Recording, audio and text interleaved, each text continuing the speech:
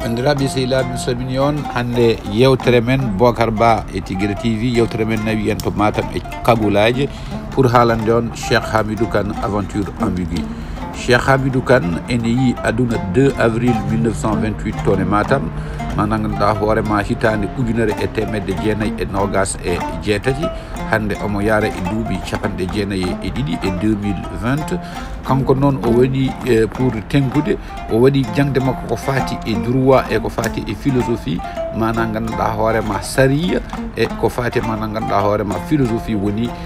miijo o heeɓi diplôme aji makko toon e France Sorbonne o ligguima e poste uji kewɗi administration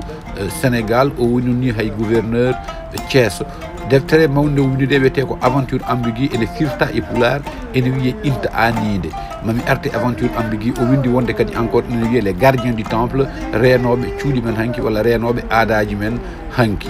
aventure ambiguë noon ko texte goto ƴeftumi ɗo wiyete ko le matin de Jésus e nder matin de Jésus noon o hollata ko conquête coloniale no les premiers combats no Afrique hawira pour la première fois contact avec l'Occident joni conquête o waɗama et par la suite holno conquête o joɗirto holno waɗirte pérennisé koko fate école koko fati hôpitaux e mano ɗum kadi encore en adani histoire et mémoire so wiyama kadi hanki colonisation waɗi école aji waɗi hôpitaux ji waɗiri école aji hôpitaux ji pour mana ganduɗa hoorema ko hebde haqqillaji men e change ude notre no mbaɗirten fonctionner ɗum noon ene waɗa interroger mana ganduɗa hoorema koɓe mbiyata agent socialisateur mana ganduɗa hoorema les groupes nehoɓe ene woodi groupe aji tati ko famille ene woodi kadi encore école walla duuɗe ɓurana hanki ene woodi kadi encore e yaadiɓe e nder village plantaire noon woni koye change ude par ce que joni sa ari e nder famille je kamɓe fof ɓe goni koye internet donc valeur uji men hanki ɓe kokkata sukaɓe woni koye yebde film uji par exemple gummiɗi endo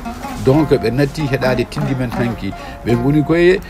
référence uji mabɓe mana ganduɗa hoorema ko poupéji gummiɗi to woɗɗi ɓe natti wadde ɓiɓɓe tekke pour mana ganduɗa hoorema andude valeur uji ɗum ɗon e wonde fiére e koye mabɓe donc ɗum ɗum foof ko change enenne kadi saɗa wi hande needi change sukaɓe kadi encore change est ce que ala enenne ko change men est ce que façon no mbaɗirten transmettre needi ndi